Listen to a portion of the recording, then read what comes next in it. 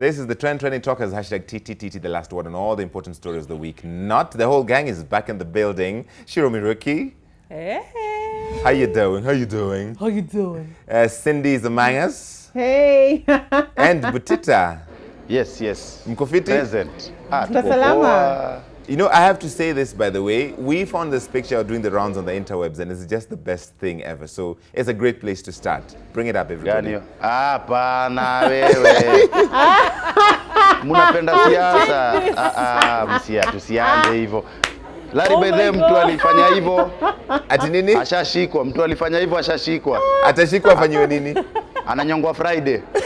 Mimi nakwambia uwezi nifanyia hivyo. Butita, you look very colorful. Unajua mpaka nilienda kujiangalia kwa kioo ile ya kumbe nimetana. Najiona kwa kioo. Kioo. I just have to Amwezi ni calligraph hivyo tu. Hey, y'all need to calm down. First of all, I have to say this. Yeah. On this trend, all of us make fun of Butita. And we all know what it is because Butita is our boy. Yeah. But some of y'all, just because some of us make jokes, it doesn't mean that you should also take the same route. Because it gets a little personal. Yes. So, y'all need to chill. Allow us, because Butita is my boy. So I can talk badly if I want. But then you guys can't. So it's like, this is like a family. You know how you can tukana your bro, but yes. if someone else talks badly about your brother, it's a fight. No, it's like if you're white, you can't say the N-word. Right? But if you're black, you can say the N-word. Oh, unataka kutrend pia wewe? Acha nitukane. Sawa. Aya, sawa. Butita amesema. Julikane jiko miaka 8. Okay, in fact, let's start there because Kenyans still cannot get enough of Mzungu wa Kayole. I'm talking about Ndugomolo, aka Khaligraph Jones. So he was on the show last week, and it emerged that he has decided to follow Verasidika's footsteps, or so people claim. You must really have a thick skin to be Khaligraph because that's what people have been talking about this week. When Kenyans saw the light, Khaligraph did a diss track, and in his sign-out, akasema tuweke light zetu poa. Now, this is a clip of the contrast between the times Ndugomolo has been on the show. I want to bring both of these up. One is from November and one is from last week. Look at the complexion and you decide.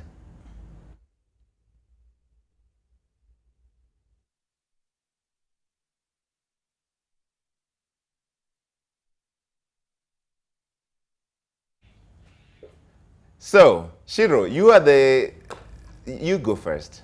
Yes, Ciru, give us a tea. Me, there is no tea. Hakuna maziwa. Maziwa is very expensive. Me, everything that was said has already been said. I'm not going to say anything else because I've had this guy's diss track. Me don't want to be in the next one. Just bring up that picture one more time. Cindy, let's watch this together. Go. Yes, let's cry. Put our heads together. Cindy, yes, go ahead. Oh, I was waiting for the picture to come up. There. Hiya. So I have been a victim of calligraphy. Before I hosted an event, the lights went off and the makeup artist sort of did a nyotandogo. And at the end of the day, when I went on stage, I looked totally different. So I'm going to give him the benefit of the doubt. Imagine, for you, let me stand at his corner and say, sometimes you get a makeup artist who's a little bit too ambitious. Yes. And you know, it's your first time and they say, can I add this? And you're like, do your thing. And you can imagine Khaligraph in his accent, brother, do your thing, man. Make me look up, sweat down. Omolo. At the end of the day, what? He was a primary, secondary, and tertiary color. Let me just say, I was sitting right there and I can say Tony Iro was not at all heavy-handed with the foundation. He was very light-handed with He was very light-handed. I mean, Tony does an incredible job. It's fair. I'm just saying this story has set the internet alight. That's just Is there a light moment in this story? But you people used to stop throwing shade, Butita. Unajua hata alifanya nikajua meaning ya O-Jic. Ondoa giza. Yaani msee ameamua na kaamua.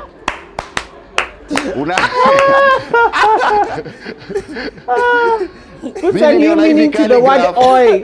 Originally yellow. Yeah, they call me yellow. The original O-Jic. Sorry, Khaligraph Butita, yellow. Hapana, wacha nifanyishe. Okay, Butita. Khaligraph amebleach. Unaangalia uso unaona tu spot. Mpaka nilikuwa nafikiria amechora tattoo ya chapo kwa uso. Juu ukimwangalia hivi ulikuwa na tu spot tu black. Hata unaweza cheza draft kwa sura yake.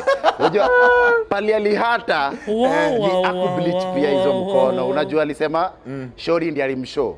Shori showed me something. And now I'm drinking clean water. I have a car. This is the life that the O-Jic must live.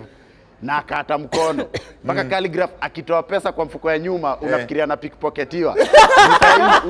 Ana black na white. Ananikumbusha mali great wall zilipotelea. Jesus. Loud. Hey, Larry. Save this panel. Larry. Yes. Me, what I want to know is clearly you've been drinking dirty water and you don't have your own motif. I know, You're right? the same. Because meaning Why are there no changes? Am I it's because there's no shortage to show you facial Hii ni scrub. majigani alikuwa water gun. But this guy came out Yes. with a blog post, was it an Instagram post, and he took a recent picture and he said, oh, you know, after Octopizzo went ham on him and he said, you know, it's makeup or whatever. So why don't you invite him back on the show? Si You makeup, know, si and tell him no nimepakwa makeup, mimi. no nothing, and Si then nimepakwa let's see. makeup. Oh. Yezi kwa makeup. You know, it would si be nimepakwa good mimi. to see if, you know, his filters are a bit more than others. Let me just hold my hands that are the same color as my face, close to my face. Unajua. Thank you. Khaligraph ananikumbusha ile advertisement ya advertisement. Advertisement. In fact, sorry, if we're being pedantic, the word is advertisement. Advertisement. Anyway, go for it. Kenya yang'aa. Inatoa madoa yote. No. For those old There's school so many guys. good ones. Kenya ya meta. Kenya Kenya yang'aa. yang'aa. Wacha ende ushago Larry. Ndio I kusema can huko see vile clearly now The day. dark is gone. shauri yake hapo Butita, for the first time, you and I must say tint for life. Si tuko You know? hapa tutoki. Wait, ati Butita akienda Shushago nini ita happen? Madha yake zinataka kumleta juu. Yomolo yawa. Ulisema ulikunywa maji safi ukakuwa brown. Kwani ulikunywa water guard? Madha yake anataka kumuingiza pale ushago na maneno. Wacha afike binguni aulizwe wewe ndio Omolo. Okay. Ambia malaika shori. Show me something. But again, invite him to the show. Let's Butita, see. I think Sawa, you need to sawa. chill. Listen, Calm next. down. So Honorable Raila Odinga, he was in Jerusalem this week attending an international conference. He delivered an address on democracy, religion, peace in Africa, and later he prayed on a wall. It's called the Wailing Wall. It's no ordinary wall in Jerusalem. According to a message posted by Baba on his social media, the story goes that you write your wish on a piece of paper, stick it on the wall and say a prayer, and the message goes directly to God. And when he was in prison, he used to send messages over there. So it's just got a history, but people just jumped on this. Everyone is doing the Wailing Wall challenge. Ciru. You know, the thing I love the most about Kenyans is how quick they jump onto something and it becomes a thing. Once I saw guys, I was scannered. They did the funniest Joshua challenge I have ever seen in my life. However, I think this is a really great picture of Raila Odinga. I don't, like, people will say, oh, he was posing, but I don't even really think he was aware. And the Wailing Wall is a very, sacred site in Jerusalem. So, it's a great picture of him, but Kenyans, we're too chap. I think there's an untapped well of talent. Untapped. I think Kenyans should be comedy academies open all over this country. People will be rich. They'll stop complaining about unga. By the way, Comedy Central should definitely come to Kenya. Wachaneni na Raila. Wacha tu Raila aombe. Lakini hapo pia maombi inaweza gonga ukuta, lakini ni sawa. But mimi najua, mimi na understand. Una time lazima unyenyekee. Hii world, by the way, lazima unyenyekee time fulani. This is on tunaenda election. Lazima tu aombe. Mimi namuelewa.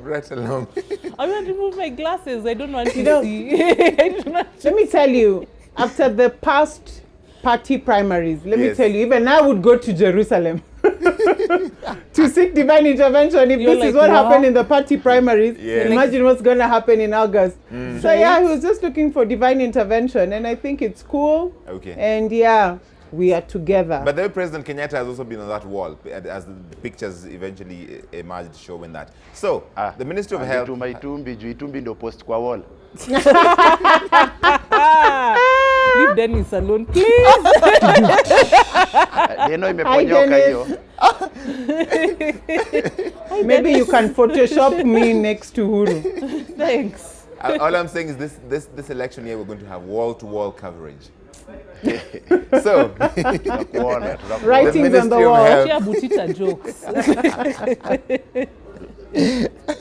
Anyway, hapo awali, the Ministry of Health has suffered the major blow. The U.S. Ambassador to Kenya, Robert Godek, on Tuesday announcing that his government was suspending direct assistance to the ministry meant for healthcare projects due to corruption at the ministry. The actual amount is somewhere around 2.1 billion shillings. Listen to Ambassador Godek. What they're doing is, again, simply suspending some of our assistance that goes directly to the Ministry of Health for certain technical work that they do. Ciru. You know what? I actually support this 100% because there is literally no point in, projects being supported by other governments if we can clearly see that the money is not going where it is intended to go. There are rumors that certain cabinet secretaries and certain permanent secretaries are building large mansions. So what is the point? People are saying, the US is making the health sector suffer. Is it America really that's making the health sector suffer? Ask yourselves that question. I'm really glad this is happening, and my wish is that this happens more and more. This is the only way corruption will end. Because wametubeba, like it's so silly. They need to stop bebaing us. It's but they are mad. Cindy. I totally understand. There's been so many scandals at Afya House. Let's talk about those mobile clinics that caused, was it 100 million each? Thanks. Yes. And they were just sitting at the coast and nothing happened. Thanks. It's so sad that all this is happening, yet, and I'm very passionate about this, cancer is the third highest killer, and we only have one national radiotherapy machine. You know what? Yes, let's pull back on the funding. Let's focus our energies on what really matters, and maybe we can finally wake up and see that health is killing this country. Exactly. Stop giving the money to steal. Yeah. Butita. Unajua mimi kitu inafanya nikasirike hata ni ati kuna wase walifanya vitu mbaya labda mahali lakini una watu wanasafa ni innocent citizens wenye labda wali wagonjwa ni vitu kaa hizo vitu za health. Health ni kitu ya mwisho mtu anaweza taka kucheza nayo yani. Hii ni kitu ni life yani. So mimi nadhani tunafaa kuangalia nini ili happen, tuone tunaweza fanya nini ndio image yetu isikue mbaya pia juu hii sector health ikiwa paralyzed. But let me ask you guys something. Wabukala, what has he done since he was sworn in? Is he praying for this country? Like seriously, where is the fast tracking of corruption so that we can, put these cases to bed so that we can be responsible to our donors? Because you can imagine these are people's taxes coming to a country where they are being consumed and people are building houses. Wabukala needs to do something. For real, we have not had anything. To answer your since question, he came, Cindy, I've been a Kenyan my whole life. I've lived in this Kenya my entire life. Seeing what I have seen my entire life, I have no faith. Nothing, because we've never seen any, perpetrator of grand corruption. Exactly. Going to prison. It's chicken thieves that go to prison. They stole your phone. Not these people who are literally killing people. When you have corruption in the health ministry, how do you go to sleep at night knowing that there are people who are dying waiting for radiotherapy? I mean, I don't understand. The interesting thing is, even in this week when people were talking about that US aid suspension, attention was on President Kenyatta's new shirt, because now he's proven that he doesn't have just one shirt, like all of you pesky people have been saying. The shirt he wore on the day he was endorsed by a bunch of parties, everyone is talking about it. Everybody's saying it. It's tremendous. It's true. It's amazing. It's true. Oh my gosh.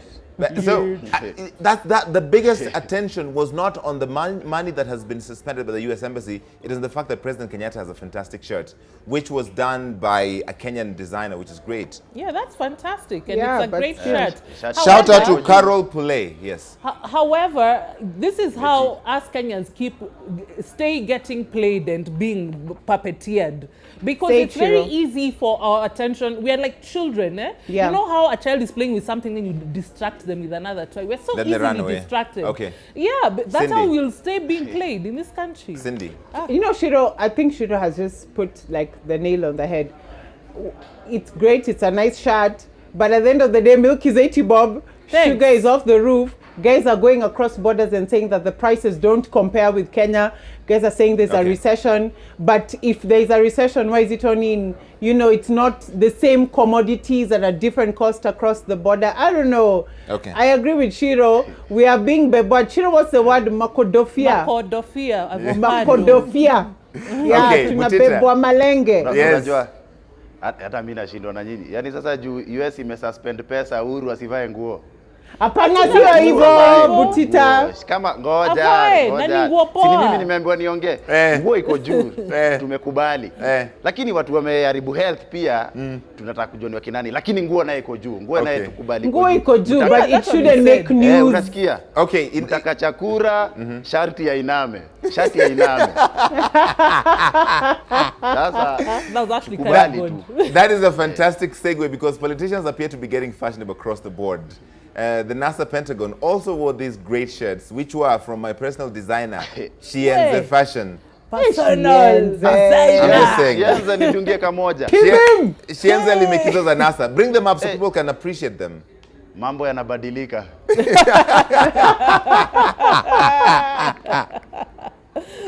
Well done, Shienze. Well done. Okay, on that bombshell then, tutaenda kunasa break kidogo and then we'll be right back. Larry, go home. so tired. Go home, Larry, you're drunk. Boring. All right, let's go through your Twitters right now. People are not nice. Acheni kufanya hivi. Look at this. My name is Khaligraph Jones. I'm looking for Khaligraph Jones. Nisaidieni kumpata. Oh my God. Who are you people? Who is your mother? Oh my God. Guy. Jehovah Wanyoni. Jehovah Obungoma. Hey. Wode amekunywa maji safi. Una nakunywa maji safi Butita. She looks like an evil Khaligraph. spirit. God, God. as we say in Italian. Oh my God, say it out loud. I'm Khaligraph black and I'm Marangi. proud. Okay, Faith Valentine. Of course, Khaligraph's skin tone and American accent had to dine on the same table. Damn. Lazima. Hey, Na si girl. niliwaambia hata Walalo, jana. Eddie Butita amekuwa too personal kwa history ya Khaligraph. Kwa kubali umewachwa kwa giza bro.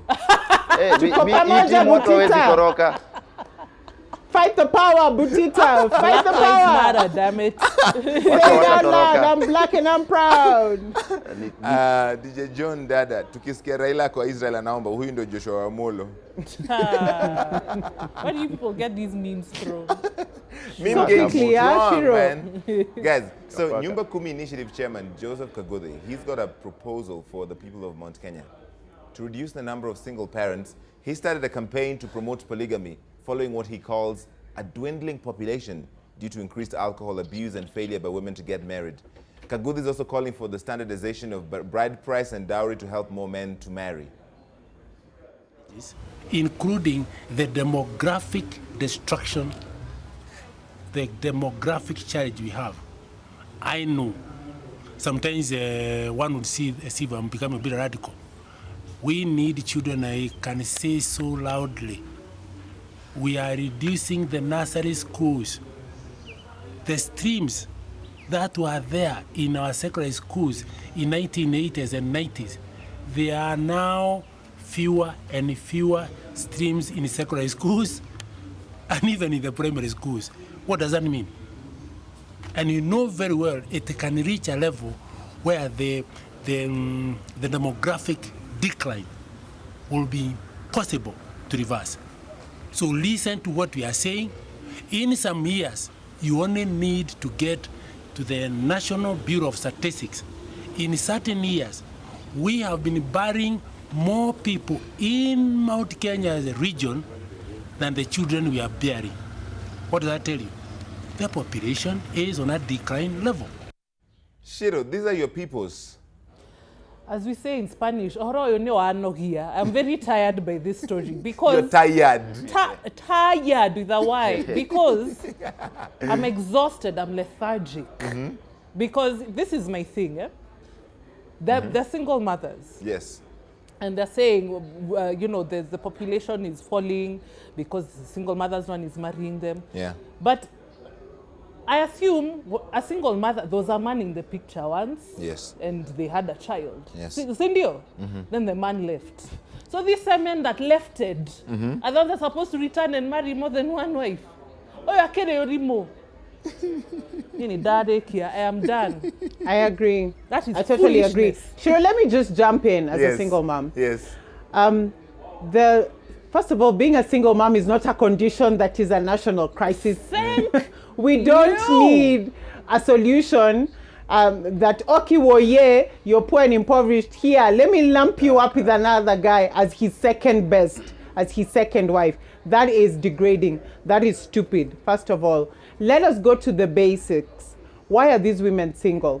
Where are the men? Thanks. Okay, the men are alcoholics. Why are they alcoholics? What is the history with alcoholism in Central Province? Why don't we deal with that before we go ahead and say, oh, these women are single because they don't want to get married, so let's lump them up with men. I love what Mwangwairia did in, I forget his county. Mwangwairia is in Muranga. Yes. Muranga County. When there was that huge issue of guys being alcoholics, he set up a mobile camp and he took guys to rehab. Yes. Let's take the men to rehab. Let's sit them down and find out what is the problem. Why do they always drink all the time? Let's sort that out.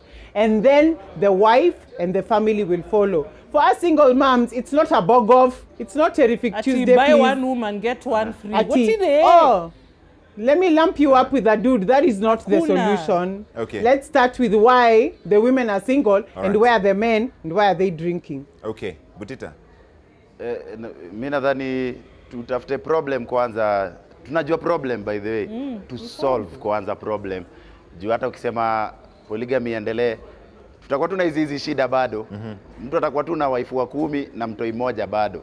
Yaani ni kitu bado haita change. So tuangalie solution. History ya mimba 10 initiative, nyumba 10 initiative. Yes. Avoid. Yes. Atiki. Mimba 10 initiative hatutaki. No, but hata kama ni tyranny of numbers. I have to say something though. Like you said, Mwangwairia had a great initiative taking people to rehab. There are also vernacular radio stations that actually had a thing where basically they were saying, report these women who have illicit dens or that provide alcohol. Let's deal with that problem first. Yes. But I hate this thing of every time there's a societal problem, it's blamed on women. Why aren't you giving birth? Why are you not married? Why aren't you married? Let's get Why you you someone to marry hard-headed? you. No, that is some foolery. I was going to say a very bad word, but God stopped me. Can we ask ourselves, why aren't the men stepping up? Okay. So, a teenager is reported to have committed suicide after playing the Blue Whale Challenge. Jamie Njenga was a Form 2 student at JG Kireni Secondary School in Kiambu County, and he played the game last on Thursday. The Blue Whale Challenge is 50 challenges, and the player is considered the winner when he or she goes through the last challenge, which requires the person to commit suicide. There are reports that so far the game has claimed more than 100 lives of teenagers across the world, and KFCB CEO Ezekiel Mutua has said the government has since written to Facebook and Twitter asking for this game to be disabled on their platforms. Anyone found allowing children to play the challenge will be arrested and prosecuted in line with the law, particularly the Film and Stage Plays Act Cap 222. Under this act, it's illegal to expose children to any content that is suitable for adults only. In this regard, the board is already working closely with the law enforcement agencies to ensure the game is not available in any public facility, including cyber cafes and gaming joints across the country. I don't know how practical that is, because this might have the stress and effect. When you try to suppress something, it has the exact opposite effect of making it even more public. Ciru. I think, first of all, you've looked at basically all the tasks that are in the Blue Whale game. Yes. It's a very sinister game. It's all about psychological conditioning. They make you do things like watch horror movies. They make you wake up earlier and earlier so that you're sleep deprived and more susceptible to, psychological suggestions, right? Right. So it's a very, it's a terrible game. I think all parents need to be aware of this. Right. However, now let's move on to this man, and you all know how much I knew this love was coming. him. I knew this was coming. You love him, Y'all know Ciru. I You love you me some some Ezekiel. Ezekiel. I love him so much, so much. Oh, Anyway, we know. Oh, we know. so basically, the problem here is when you try and put new wine into old wine skins. Eh? Yeah. When you try and you put someone who was alive during the time of Moses to deal with things of this nature. Surely, we have banned it, we have written to Facebook, we have written to Twitter. First, can we just, I just don't want to see that thin mustache again, because I feel like you drive an unmarked black van. So let's not see that mustache again, first of I all. know. Let's Like start Jesus. there, and then we can also start talking to parents and saying, this is what is happening, take care of your kids. Instead of every time you have to call a press conference, you can't be that thirsty for attention. Dasani, you know where KFCB, whatever that office, please go provide all the water, because this man is hella thirsty. Wow, that escalated very quickly. 0 to 100. Like, boom. Like, damn, where I love my him ear. so much All right, as a Christian. Cindy. I know, right? I just need to be like, where? Hey, Aol. Tires. Yes, child. I see his face, I choka. Like I choka. Jesus, fix it. We just spanner. Because then nikiwa jamaa mtatrend. Cindy. Shiro. All right. I think society is crying out if there's a game that actually makes kids commit suicide. Where are the parents? Number one, what is the mindset of a teenager for them to be manipulated to the point of suicide? I'm a mom, I'm raising a boy. It's difficult in this day and age when, like right now I'm at work, he's at home with a nanny. Yeah. Our kids are constantly exposed to the internet, and this thing called the mobile phone is shortly and quickly replacing the role of a parent. So I think the Blue Whale Challenge is very scary. Yeah. It really is. But it also a cry out from society that we need to pay attention to how we're raising kids, to what we're exposing them to, and what they're trying to say. All right. Butita. Mi nadhani ukiban hiyo kitu uanze kuannounce, make popular na ni dangerous. Exactly. Kwanza. I think the best solution ni tuongee na mateenager pia, wanafaa kujua hizi game sio serious vile wanadhani. Hizi ni magame, hakuna vile utaambiwa challenge sijui ufanye nini.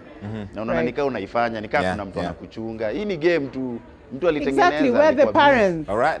Yeah, talk to your kids. Be present in their lives so that they're not at the point where a stranger from across the world is telling them what to do. And ban the mobile phone. Why is a 5-year-old having a phone with internet access? That's what he wants them to read. Okay. All right. Listen, let's leave it there just for the moment. More TTTT coming up after.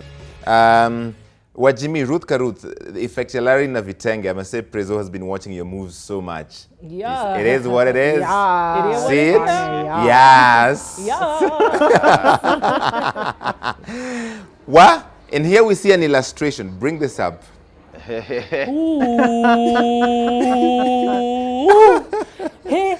Ni mwanaume inafaa kwa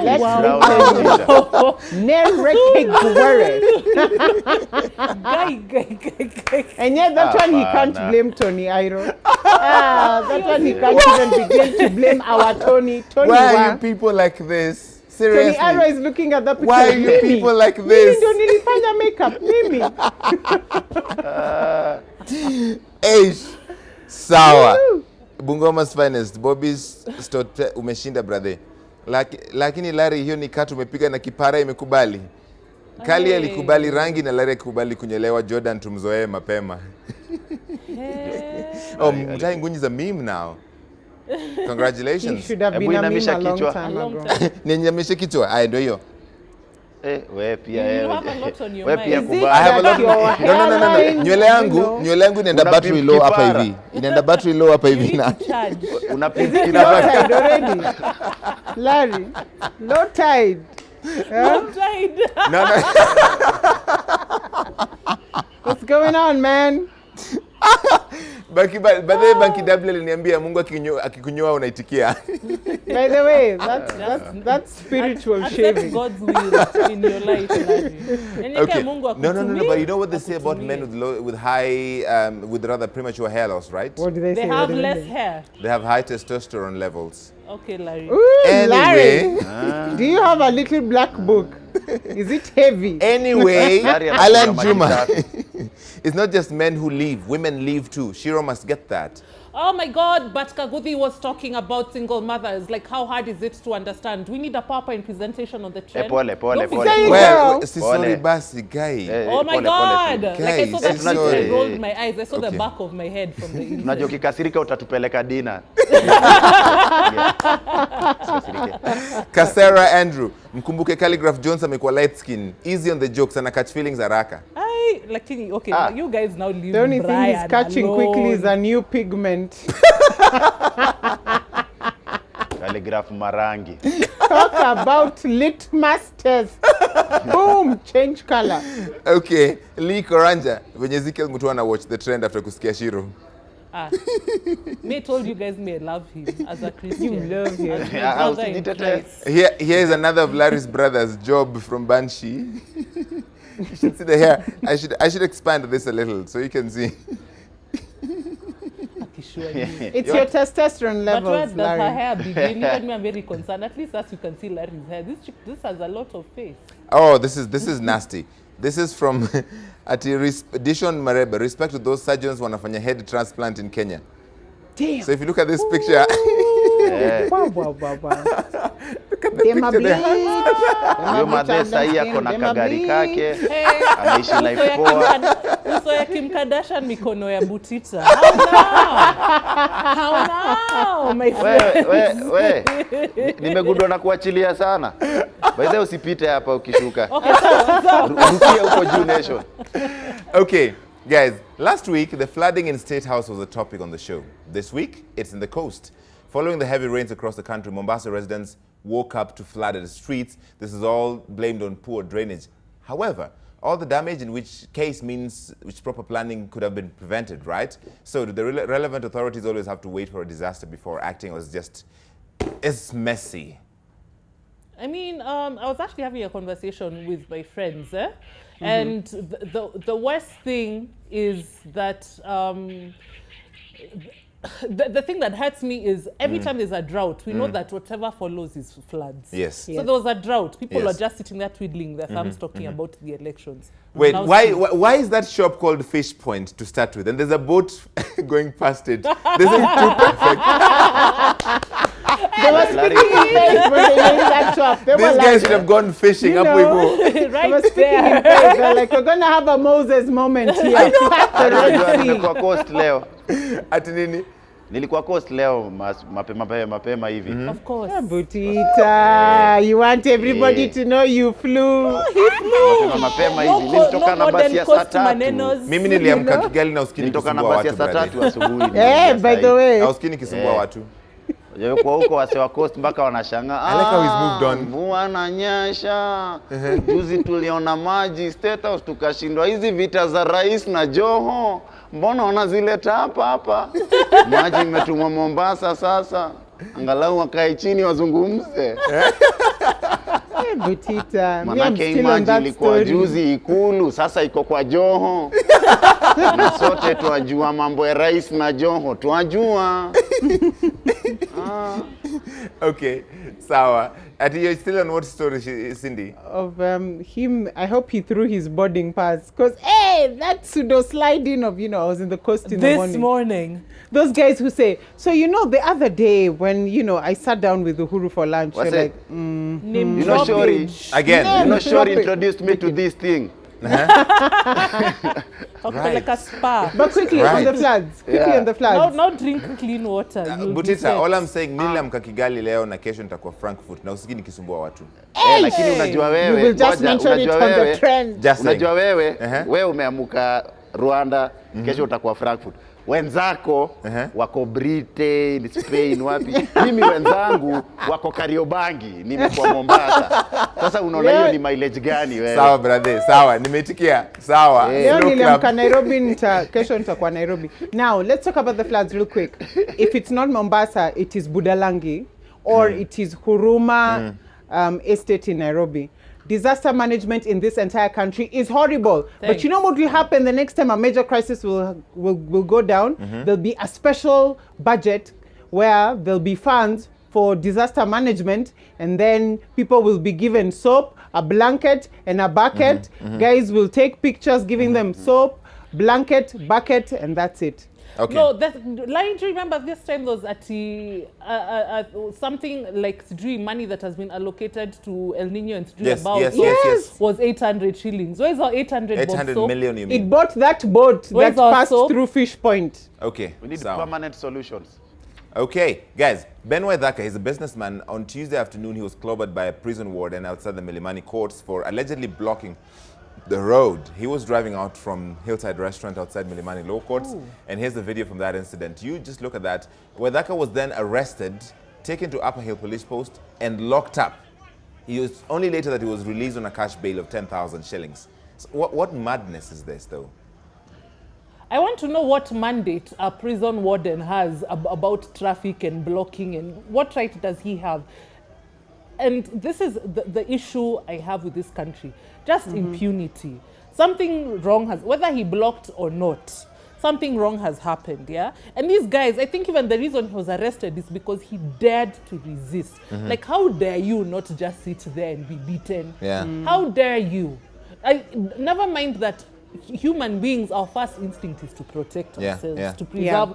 Even me, if you come at me like that, even me, I'll fight with all the nyeri inside me. Nyeri ni mwingi, it's not kidogo. So I think there is a problem here with the police. Now you've seen here, there's a warden that has decided to start clobbering someone because of parking.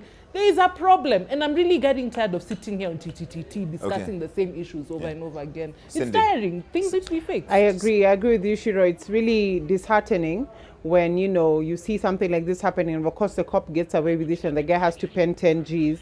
However, let me just throw a spanner in the works and say, when prison wardens are ferrying prisoners from one point to the other, their aim is to get to and from the prisons as fast as possible. If somebody blocks the road, they don't know why. Now, I don't know the backstory behind this. If he blocked the road intentionally, of course, maybe it wasn't, and there was a bit of an altercation. But all I know is the prison wardens have a mandate, and if you're in a van full of maybe hardcore criminals and there's a bit of an altercation, your first reaction is to, you know, suspect something is wrong. Clearly, how he did it was not the right way. Not. But they do have, you know, certain instructions that if anything goes wrong, make sure you clear it, because we don't want another prison break. So I think there's a backstory that we don't know. Yeah, whether there's a backstory or not. Backstory or not is not justified. I agree. Niliangalia hiyo video.